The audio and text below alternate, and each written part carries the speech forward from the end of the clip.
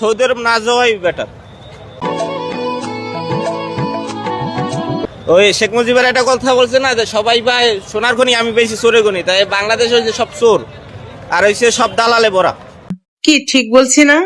আর আমি আমার ভাইরার মাধ্যমে গেছি, আমি নিজে যেই বাস খাইছি। কিভাবে কথার লগে কোনো কাজের কোনো মিল নাই। কি বলছিল আপনাকে? মনটা চাচ্ছে তোদেরকে একটা কষে থাপ্পড় দিই। আমাকে বলছে ডাইরেক্ট কোম্পানির বিষয়, কিন্তু কোনো কোম্পানির বিষয় পাই নাই, কাজ পাই নাই, কিছুই পাই নাই। আকামা ছিল আপনার? আকামা ছিল না, ওকে, এক্সপায়ার ছিল। এক্সপার্ট ছিল। আকামা মনটা চাচ্ছে তোদেরকে একটা কষে থাপ্পড় দিই। হয় মূলত কারণ কি? আকামা হয় না যে আমার তো কোম্পানি পাই নাই, কফিল পাই নাই, কি করবে আকামা? মানে আপনার নিজের লোক আপনার সাথে 2 নাম্বারই করছে? হ্যাঁ, 2 নাম্বারই করছে। প্রতারণা করছে। বুঝছো শোনা?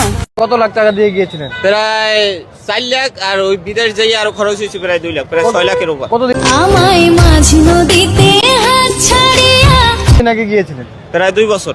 2 বছরে কোনো টাকা পয়সা ইনকাম হয় 2 না? বছরে 1,48,000 টাকা পাঠাইছি দেশে। বুঝছো শোনা? ওকে, এই হলো অবস্থা। এই হচ্ছে অবস্থা। মনটা চাচ্ছে তোদেরকে একটা কষে থাপ্পড় দিই।